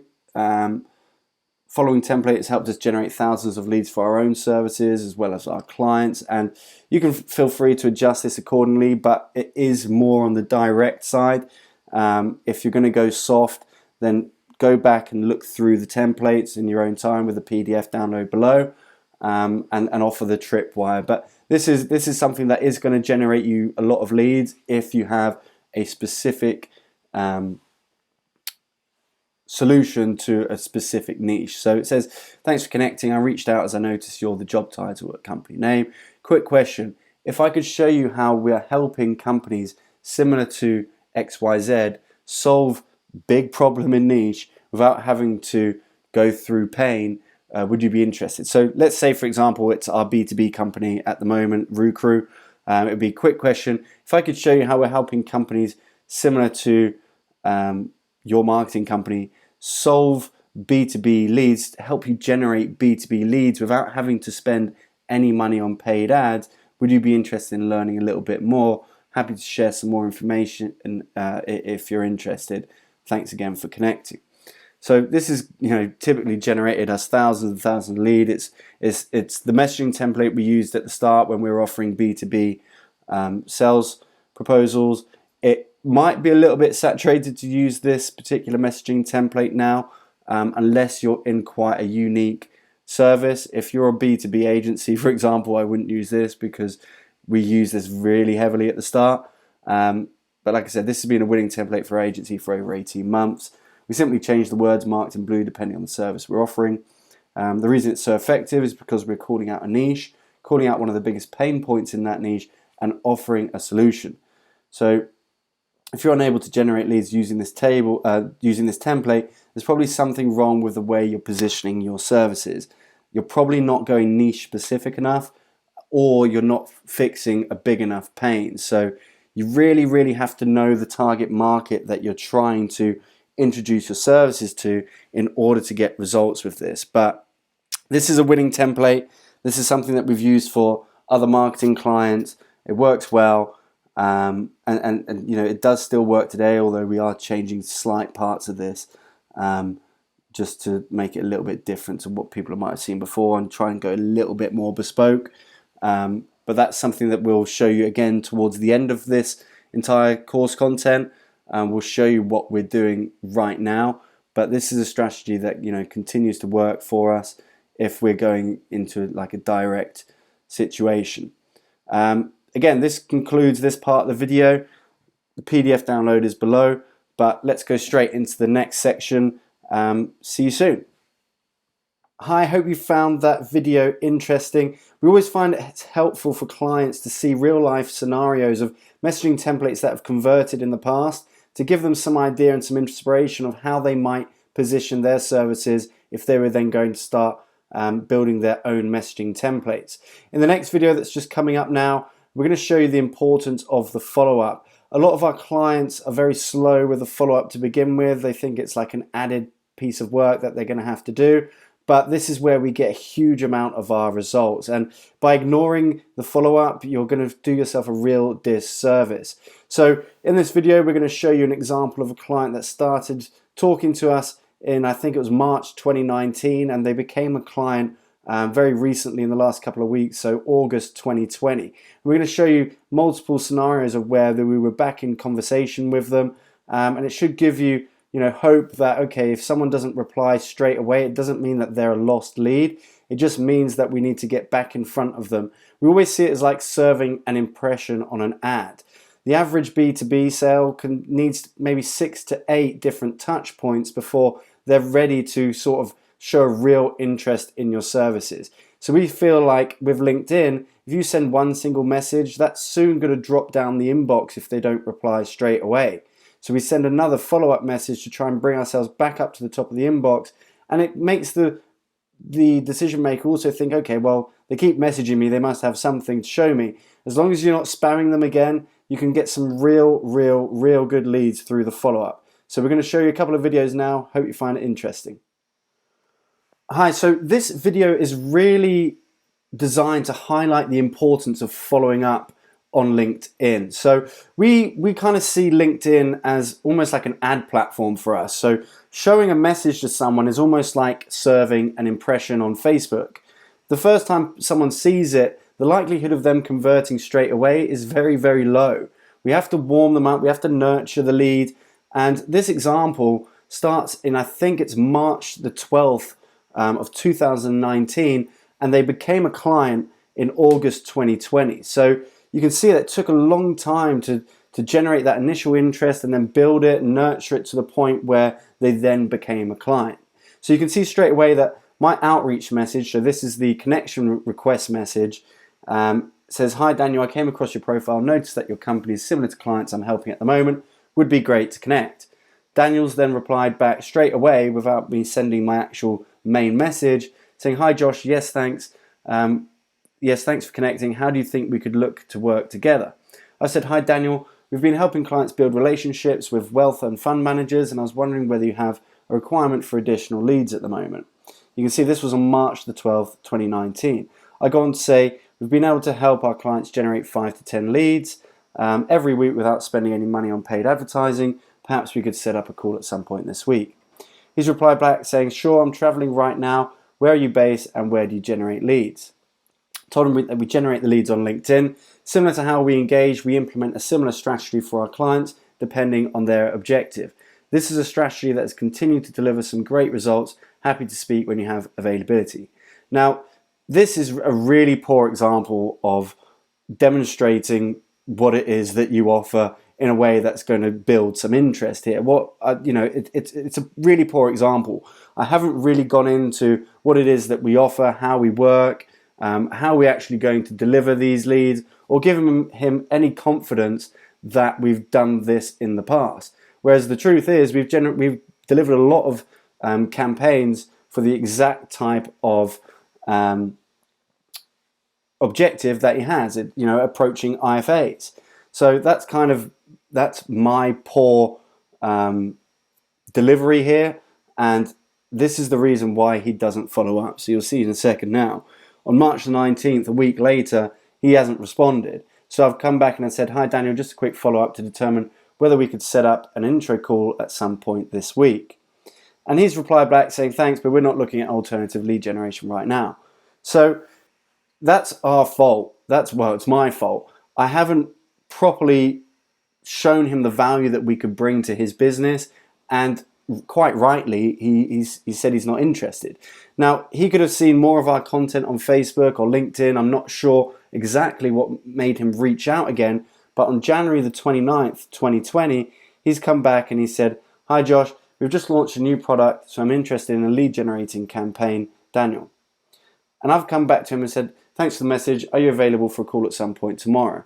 So this has taken almost like 10 months for him to come back and say, yes, okay, now we're interested. And he might have seen more content that we have, maybe he saw a Facebook ad, and now he's showing a real interest in our services. So I've come back and said, are you available for a call at some point tomorrow? We're currently doing a lot of lead gen for equity release, so it could complement some of our existing strategies. He said, sure, possibly, but we're looking at bringing capital into our fund and not actually selling the mortgages, looking for B2B via offshore wealth managers and asset managers rather than direct clients. And I've put, sure, I thought you may have a requirement for both. We have a lot of experience running several campaigns targeting wealth managers, IFAs using LinkedIn, which we can discuss initially. Okay, great, we're only looking for non-UK IFAs, just to be clear. And then he's kind of demonstrated that he has got a customer avatar that he's looking for. He knows exactly what he wants, and he's got quite an attractive offer as well, when we found out later after speaking to them on the phone. So I typically don't do these sales calls. He's left his details here, his phone number and email, and I said that I'd get my colleague to give you a call after 3 o'clock. He did that. I think they were supposed to meet, but due to obviously COVID, that was cancelled. They went back and forth on email and telephone, and then again it went quiet. So on June the 16th, he reaches out again. Hi Josh, can you resend your proposal, as I'm now keen to review our lead partners. So this is June the 16th of 2020. Conversation started on March the 12th, 2019. It's taken a long time to sort of build that relationship. He's spoken to my business partner several times, but he became a client in August, and it's August the 25th today, so I think he's just about to get started, or he has been getting started in the last week. But this just goes to demonstrate how important the follow-up is. So from that last example, you should have really seen, how valuable the follow-up can be. So we're just going to go through some templates for following up on both LinkedIn and email. So these are templates that you can adjust based on how comfortable you are and based on what marketing material that you have available. But I just want to go through this with you because I think it's going to be a useful exercise. We're also going to have a look at some of the do's and don'ts when it comes to following up. So for people uncomfortable with sales or those wishing to be a little less aggressive with their outreach, following up after someone has failed to reply can seem quite alien to you if you're not used to it. Unfortunately, in sales, the majority of prospects are not going to reply, and this is fine, but we need material to re-engage with them. Here are some examples of how you can stay in front of your prospects without becoming a pushy or a spammy salesperson.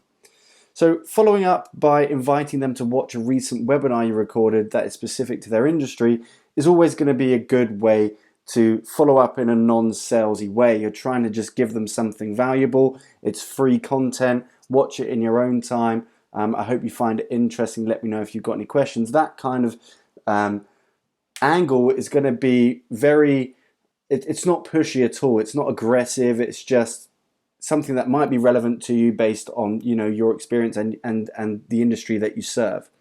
You can compliment them on their business or a recent campaign or technology that they've invested in. So if they get quite a lot of media press coverage, then you might want to utilize that in some outreach to them directly, or if they post articles or if they make comments on certain articles, then you might want to come back to them and communicate with them about what you thought, and just basically engage with them in a way that a normal human being would almost, and show that you are interested in what they're posting and what their interests are on a professional level. You can also post content on LinkedIn. So if you're comfortable posting things on a news feed, some people are, some people aren't. But if you are, then you're going to get some great exposure on LinkedIn because it has some enormous organic reach. So let's imagine that you have 2,000 connections on LinkedIn and you make a post, or you've got an article that you post onto LinkedIn. The likelihood of a large majority of your followers seeing that is very high.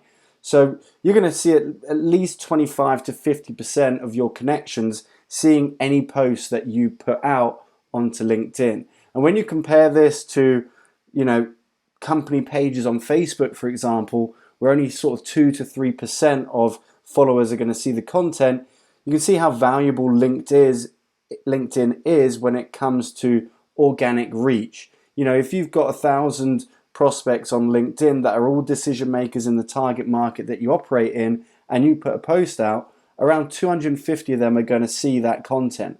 And you're not going to get that kind of organic reach on any other platform for the same kind of high level directors or managing directors or marketing managers or whoever it is that you reach. You're never going to get that much exposure from one post. Alternatively, you can simply ask them whether or not they've had the chance to review the content that you sent to them, and that's kind of what we're going to be focusing on. The others are amazing tips, and they will certainly work, and they'll certainly help you re-engage with people if they haven't responded to your initial messages. But there's obviously nothing quite like just going directly to them and asking them, and that's the kind of templates that we're going to go into. So unless you're unaware, the average decision-making process takes around 6 touch points. So we see sending a connection request as one touch point, sending a message as another, going cross-platform over to email is another, retargeting them with a Facebook ad is another. So it typically takes around 6 touch points in B2B sales before a prospect will become a client. It's very rare that they'll just see one piece of content from you, and then they're just going to become a client. And I think that was quite evident in the case study that we just provided in terms of Daniel and his follow-up. So here's typically what we would follow up with after 5 to 7 days after the first message has been sent. Might just be wondering whether you've had the chance to review my last message. Appreciate not everyone logs onto LinkedIn every day. And that's a very, very soft reply. We're just asking them, did you get the chance to have a look at the content? Was it interesting? You can ask a question at the end. It's very, very simple, the first message that we put out. And then if you're going to follow up again on LinkedIn because they haven't responded to that message either, then you kind of have to transition into content. You can't just keep on pitching them the same thing every time because they're probably just going to block you, to be honest. You want to transition into content and then providing them value. So something might be, hi, we recently completed a new case study on XYZ. I thought you might find it interesting because you're also suggested that you were interested in this based on XYZ on your profile. You can check it out by clicking the link below, and then I would typically just copy the link below, or I'd add the PDF directly into the LinkedIn message. So you can do that straight through the chat function on LinkedIn. You can add PDF documents on there, and that's basically what I would do. And again, it's a very soft way. You're just trying to add a bit of value, and people aren't going to get angry at this kind of approach. You know, if you show that you're showing a genuine interest in what they do, and you're trying to add value to them, or you're trying to help them with new research or new insight that they might not have seen before, that's going to just, again, it's going to re-engage with them, and it might prompt them to then reach out to you. Another option is just, hi, I saw your post recently on XYZ. I thought certain point was particularly interesting, as we have recently been experimenting with something along the same lines as obviously the article. Would love to share some of our findings with you, Josh. And again, this is something that is, it demonstrates that you are aware that they exist, that aware of their interests, aware of what they're posting and their activity on LinkedIn. And it just says that, hey, we'd like to share some of our findings on a similar topic. And again, it's not aggressive, so you're not going to get people getting upset about you engaging with them on LinkedIn. At the end of the day, they did accept your connection request, so they're obviously interested at some level in building some sort of relationship with you. The next is email follow-up, and email follow-up is slightly different. It is a little bit aggressive, and we did undervalue it for a long time. For some people, it might seem like it's an invasion of privacy almost by switching channels to email. But for those comfortable with selling, it really is worth it. And you need to be able to overcome a little bit of rejection if you want to maximize the value of this strategy. So before I just go into some of the do's and don'ts with email, I want to show you how you can basically export all of your LinkedIn connections into a CSV file so that you have all of their contact details. So this is completely above board. LinkedIn completely allow this. It's one of the options on their system, and basically you just go into your profile, into your network, and there's the option to basically export them. So I'm just going to pause this. We're going to go over to LinkedIn, and I'm going to show you how to do that now. So I'm on the home page of my LinkedIn profile. There's some random post here that I've just noticed. Study confirms that painting eyes on cow butts helps ward off predators. Okay, but basically the objective, like I said before, is to click on my network. And what you're going to do is you're going to go over to your connections, and this is how you're going to export your connection list from LinkedIn, and it's going to contain the email addresses of all of the connections that you have within your network.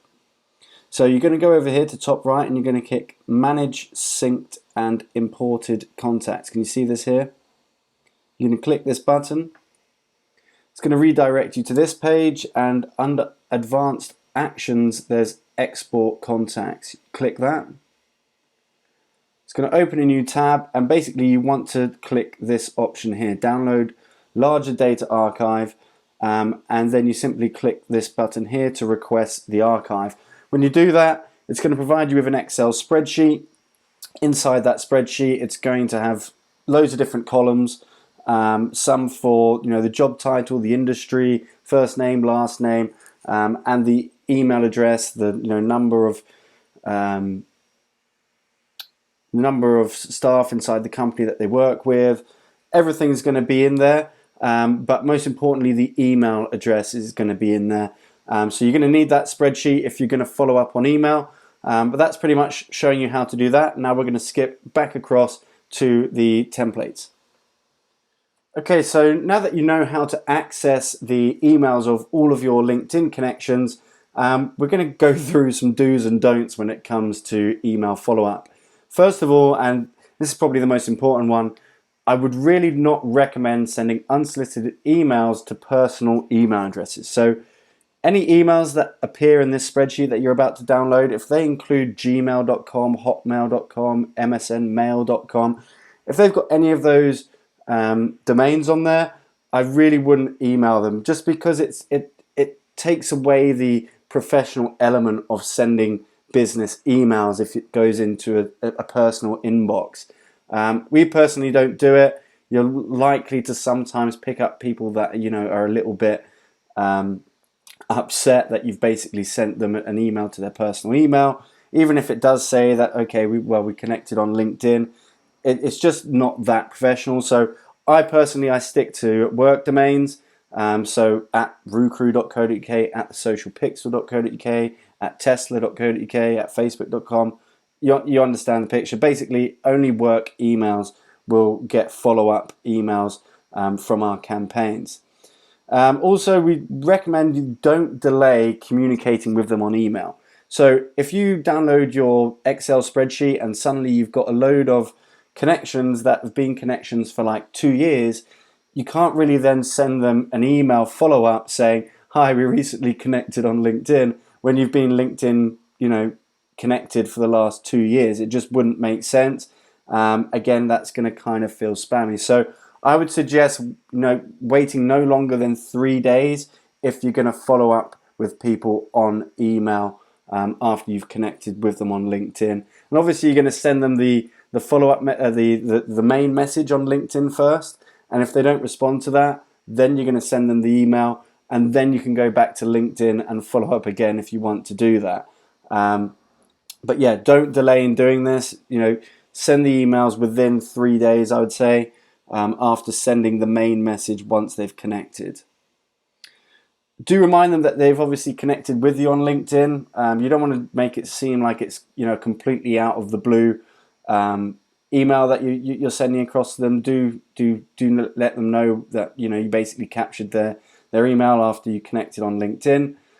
Do ask them a question. You're always going to get a better response rate if you ask them a question at the end of the email. If you make a statement, or if you say, hi, it was great to connect with you on LinkedIn, looking forward to building following you on and understanding what interests you, no one's going to respond to that, and they might even think that you're a little bit weird. Whereas you've asked them a question, or if you offer them an invite to something, it shows that you've got a genuine reason as to why obviously you're sending them an email in the first place. And also do add a PS at the end. This is something recent that we've learned. I'm not sure if anyone's aware of the hustle, but basically it's an email newsletter containing over, I think, 1 million subscribers or something. And the owner of that company, he ran through a video on email marketing recently, and he says, after testing millions of emails, PSs at the end always seem to work better. It gets the highest click-through rate. So we've started adding that to us. Obviously, it's up to you. It's optional. You don't have to add a PS at the end. But if someone's saying that they're sending over, I think they send like I think they send an email a day, and they've got an email list of 1 million. If they're sending that many emails, they're going to have a huge amount of data. So if they're adding a PS at the end, then I'm certainly going to do that as well.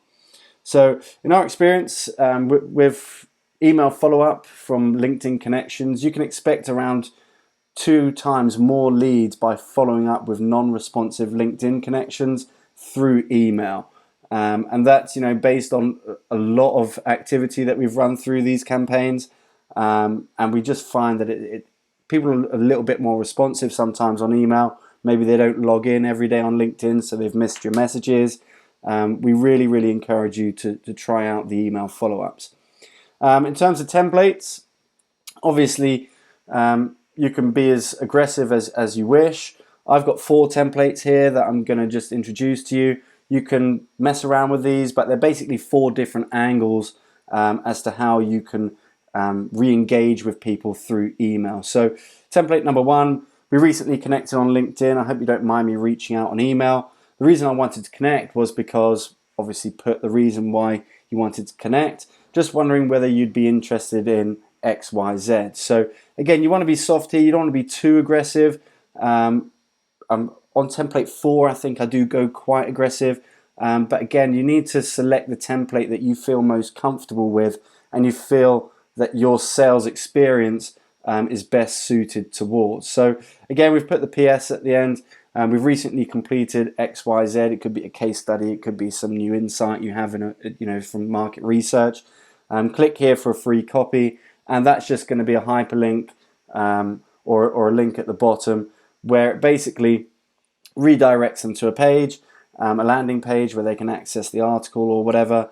But I would also suggest that you pixel that page. And if you don't know what that means, at the very end of this video, we're going to go into a little bit about retargeting and how you can sort of streamline this process. So that's basically how the template, that's the template that we would typically use on the first email follow-up. Here's another template here. Hi, we recently connected on LinkedIn. I hope you don't mind me reaching out on email. So I always try and mention that we connected with them on LinkedIn, just for obvious reasons. Otherwise, they might be like, okay, well, how did this person get my email?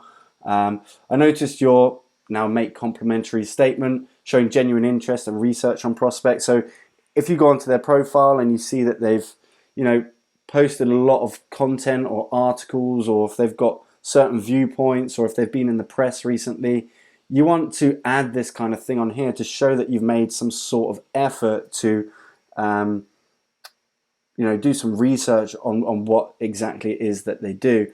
And you can say that I wanted to share some insights on this particular topic. Would you be interested in discussing at some point? So this is something, again, that's pretty soft. It shows that you've made an effort, and it's going to get you some good results.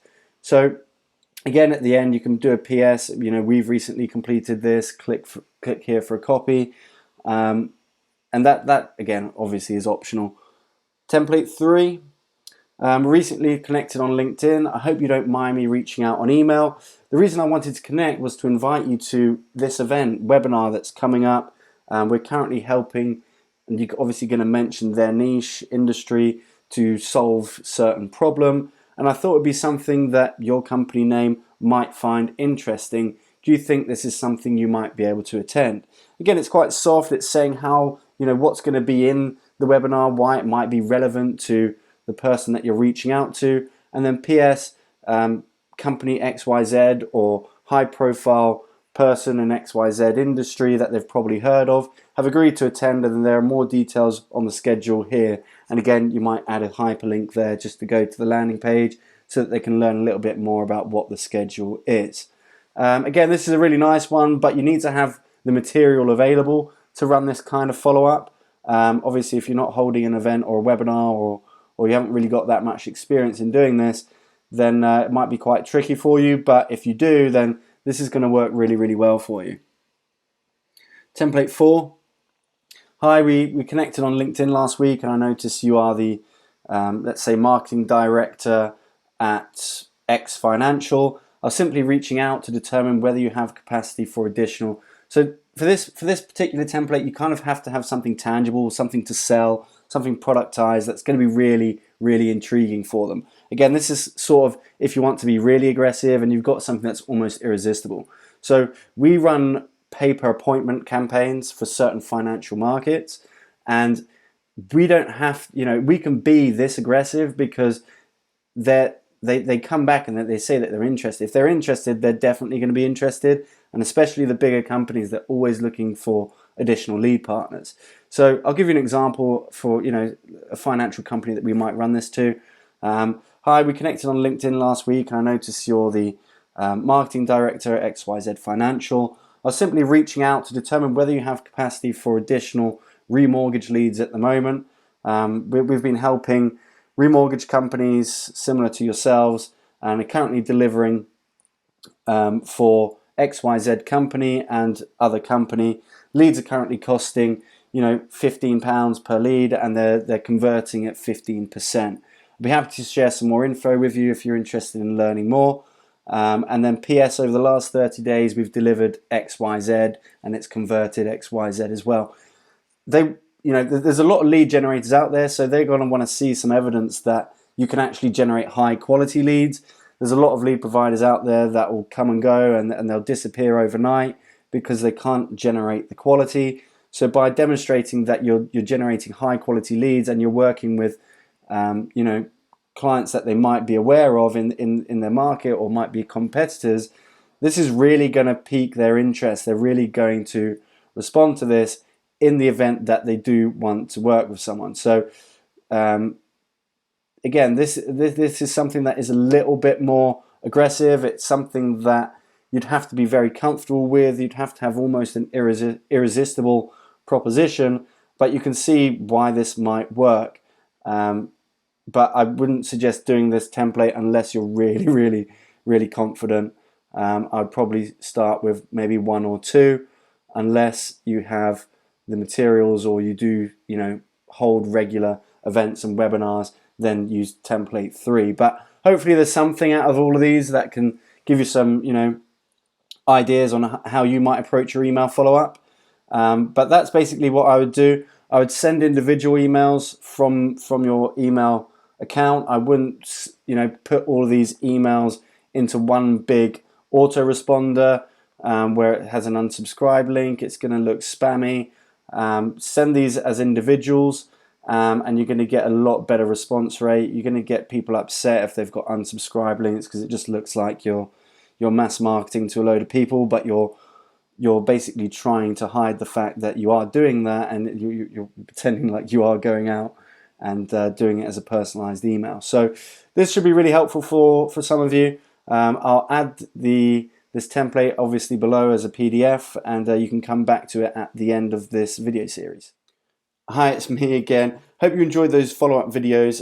Super important if it's something that you're going to implement into your business. If you're going to try LinkedIn prospecting to build your sales pipeline, you've got to implement the follow-up strategy as well. It's up to you if you want to do email, but you're going to see double, sometimes triple the number of leads come through if you implement the follow-up strategy.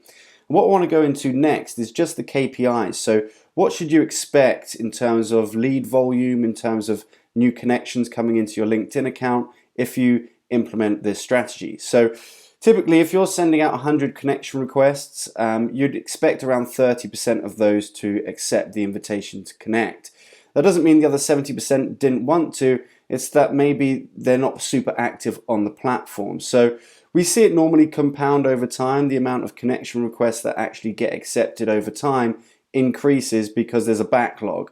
So if I send out 100 today, maybe 30 would accept the connection request in the next sort of 2 to 3 days, whereas another 10 or 20 might accept over the next 3-4 weeks. Not because they didn't want to accept the request in the first place. It's because they weren't active on the platform. They maybe only log in once or twice a month. So it's going to take a little backlog, but you're going to see those connection requests compound over time. And again, that's why the follow-up on email is so important, because people that don't regularly log into LinkedIn are going to see your emails as well. In terms of from the messages that you send out, let's say 30 out of the 100 connection requests that you send have accepted the invitation. They're now part of your network. I'd say around 10 to 20% are going to then respond positively from the first message that you send out. And this really varies depending on what your value proposition, how attractive your services is to the market that you're trying to introduce your services to, and obviously how unique it is as well. So, depending on those variables, you can get anywhere from 10 to 20 leads per week if you are sending 50 connection requests per day. So that's typically around the number that we would suggest starting with. I wouldn't go over 50 connection requests per day. You're going to start flagging LinkedIn, and they're going to be like, okay, you don't actually know any of these people. I'd also stick to second level connections, as we discussed earlier in the video, and save third level once you've started to start to saturate those second level connections. Obviously, try and approach only people that have posted in the last 30 days, as we showed you on the Sales Navigator. But all of those sort of parameters are really going to help you increase your lead flow and the amount of positive responses that you get. Obviously, the strategy that you implement as well, based on if you're going for a soft approach or if you're going for the full veteran approach, you're going to get a different outcome as well. So if you've got something that's an obviously attractive offer, like download my tripwire, my proposal doc, and you're just basically just feeding in return for an email address, you're going to get a way better opt-in rate. You're going to get way more positive responses to someone that tries to go in really super aggressive with their messaging templates to begin with. And what I want to also just touch on briefly is what not to do. So there's certain things that you really shouldn't do on LinkedIn and things that I would suggest you stay away from in order to not look spammy and to not get your account flagged by LinkedIn. So first of all is connection requests. Don't send out more than 50 a day. When we first started, we'd send out like 200 a day sometimes. Sometimes our accounts would get flagged and we'd get a warning, and we just had to decrease that. Obviously, if we're doing it on behalf of clients, then it would be different. We wouldn't go over the 50 a day. You're going to stay well under the radar. You're not going to have any problems if you've got the Sales Navigator and you're sending 50 connection requests per day, especially if you're going after the second level connection requests and you're also going after people that have posted in the last 30 days, because then your acceptance rate is going to stay high. The lower it gets, the more likely that your account's going to get flagged, because LinkedIn are thinking, okay, well, you don't know these people, so why are you sending out so many connection requests to people that you don't know? So keep it within your network. As the second level connection requests start to get accepted, it's going to broaden the number of second level connections that you have overall. So those third level connections are going to start becoming second level connections as you start increasing your network. So that's really important as well. Over sending connection requests, like I just said, keep it under 50 a day. Cleaning your sent requests. So this is another thing. If you've got a load of pending connection requests, so let's say you've been doing this for a couple of months and you've got 400 pending connection requests where they haven't either accepted or denied your request, you want a way to basically withdraw those. And I'm going to show you in this next clip how to withdraw sent requests once they get to a certain limit. And if they get to around 200-300, I would start withdrawing the oldest ones, just to make sure again that you're staying under the radar and you're not going against any sort of terms of service with LinkedIn, and they don't think you're ultimately spamming their users, which obviously they don't like. So I'm going to play that video now. Should be coming straight up. Okay, so what we don't want is a load of pending requests being stuck inside our LinkedIn profiles. What it's going to do, if you get over sort of 300 pending requests, then LinkedIn are going to see that you're over sending requests to people that you don't know. And what they're going to do is they're going to limit the amount that you can send per day, or they're going to make sure that you have the company email address of the person that you're trying to send outreach to, which is obviously going to be very unlikely. So you want to stay under the radar in terms of the amount that are pending.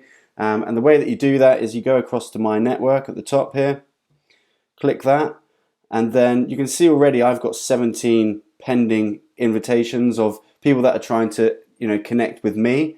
If I go over to Sales 17, and then we want to go into sent. So these are the requests that I've received. These are requests that I have sent. And you can see that there's only about 5 here or something, total of 5. And you can see the connection request message that I've been trying to send out. These are all for sort of remortgage prospects. Just wondering whether Evolve are interested in additional remortgage inquiries. Happy to discuss a trial batch if you'd like to test out the quality. Be great to connect. Now it's clear that either these people aren't interested in remortgage inquiries, or they're just never active on the platform. And if you get if you get the number inside these sent pending requests to 200 to 300, then you really want to start withdrawing some of them. And obviously you want to go to the oldest first. So all you're going to do is click withdraw and just do it for 100. It will only take you sort of 10 minutes or so, but it's going to help you keep under the radar and keep LinkedIn happy. So yeah, just a really quick video. Hope it's helpful. But yeah, don't go over the sending limits of 50 a day, and don't have too many pending in the account. So we're now coming towards the end of this course content. I'm sure you're very disappointed to hear, but we've kind of gone through everything that you need now. And what I'm going to do in the next clip is basically just break down everything that you should be doing for your daily activities, daily routine, in order to maintain a solid pipeline of sales opportunities on LinkedIn. So this is typically what we do on behalf of our clients, and this is just the daily routine, the workflow, and it should be helpful for you. And then after that video, we're going to basically show you or introduce the next level B2B lead generation, and how you can basically just automate everything that we've gone through today. And it's going to be for some people, it's not going to be for others. This strategy is more than fine, but if you want to sort of take it to the next level and sort of automate it, we're going to give you an introduction into how we do that for our clients. So I'm going to run this video, show you what exactly you should be doing on a daily basis, and then you can go back and just try and implement this on a step-by-step process, because obviously we've discussed a lot today. But thank you for staying with me. We're going to run this video now, and then we're going to go straight into the next level B2B generation presentation. Thanks a lot. Okay, so just a quick recap on exactly what it is that you're going to be doing in order to build that sales pipeline using LinkedIn. First of all, obviously, we're going to be finding the decision makers. Hopefully, you'll realize that Sales Navigator is the best way to do this. It offers the most tools. It's the most efficient when it comes to building a very sophisticated lookup in terms of who you want to approach, the countries that you want to approach, by job title, company size, etc. And you're going to be wanting to focus on those second level connections that I've posted in the last 30 days. Once you've gone through that, focus on either the second level connections that haven't posted in the first 30 days, or go to the third level connections that have posted in the first 30 days. That's the best way that you're going to increase the likelihood of someone accepting the connection message. So obviously the next thing you can do is, once you've built the audience, is start sending out connection requests to the people that you want to introduce your services to. As always, add a connection message with the 300 characters. We've gone through a couple of examples in this video today, and I hope this, you need to really test what works the best. If you feel like you're not getting a very good response rate, or if it drops below 30% acceptance rate, then you might want to switch your message, or just try it with no personal message at all. Again, do not send more than 50 connection requests per day. You want to stay under the radar with LinkedIn, and if you go above that, then you might get into territory where your account's becoming at risk of being limited by the amount of connection requests that you can send each day. Third thing that you'll be doing once you've sent the connection request is sending the welcome messages to people that accept your invitation. So once they become a part of your network, obviously we want to send them the main message. Obviously we went through that earlier in the video. One tip that I would suggest is waiting 24 hours before you actually send this welcome message. So from the moment that they accept the invitation, wait 24 hours before sending that main message. Otherwise, it just comes off a little bit desperate. So, you want to act as a professional here. You want to act like you're not super desperate for the sale. You're probably not anyway, but it just comes across as a little bit desperate if you just go in straight away with, a pitch. So wait at least 24 hours before sending those messages. And again, make sure you're selecting one of the scripts that you feel is most comfortable for where you're at in sales and the value proposition that you have as a business. 4 is obviously responding to people that come back and say that they're interested. If they want to download your tripwire, if they want to jump on a call with you, obviously you want to respond as quickly as possible, and the best way to do that is directly through the LinkedIn app. You can basically set it up so you've got notifications coming in, so it's like an instant chat like you'd have on WhatsApp or Facebook Messenger or whatever. And we always try and get our clients to do this, because if someone replies, you're not necessarily going to be right at your computer at that moment in time, and you might not want to reply instantly anyway, but it just makes things, your workflow a little bit easier if you just jump on the app and go to the messages tab and just respond directly in instant messages. So I'd suggest that you do that. Number 5 is obviously the follow-up.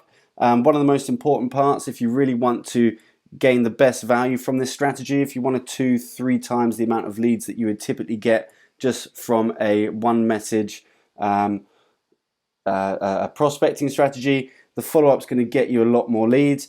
Don't forget email. Email is one of the best, but you've got to be comfortable with the process. Make sure that you're not sending emails to connections that have been in your network for ages. You only want to send emails to people that have been in your network for the last 3 to 5 days. Otherwise, again, it's going to come across as a bit strange if suddenly you email them out the blue when you haven't really, been trying to build a relationship for a very long time, and then to just say, oh, we recently connected on LinkedIn, is going to look very, very strange, and it's going to put off those decision makers. Number 6 is make sure that you transition to content to re-engage. So we spoke about this. You can't just consistently pitch people all the time. They're going to get very fed up with that and probably just block you as a connection. So what you want to do is you want to try and find ways to re-engage with them through content, and that could be complimenting them about previous articles that they've written, watching their activity on LinkedIn. Maybe they've been in the press recently. Try and bring that out in a positive light. And then you've also got the opportunity to send them, research data that you've recently captured on a particular market that was going to be relevant to them. Perhaps you've got a new case study. Perhaps you want to invite them to be part of your webinar or join them on a podcast or whatever it is. That's going to be really useful content to re-engage with them in the event that they're not replying to any of your messages to date. The next is obviously cleaning pending requests and making sure that you stay under the radar. So if you get to a point where you've got over 300 connection requests that are pending that you've basically sent out, you want to make sure you clean some of that stuff up. So make sure you follow that video that we showed you earlier. Go in there, just withdraw the oldest 100 connection requests, so that you're not showing LinkedIn, hey, I'm sending out a load of connection requests and no one wants to accept my connection. You want to make sure that you're withdrawing the really old ones, especially if you're doing relatively high numbers of connection requests per day. And that kind of comes almost to the conclusion of this whole series now. But as a typical sales agency would, we've got one last thing to show you, one last opportunity if you're really interested in taking this to the next level. And also if you haven't really got the time or resources to do this in-house, or you'd rather just try and streamline it as much as it possibly can be. So this is not for everyone, and the majority are going to be better off implementing the course first. I would suggest doing that.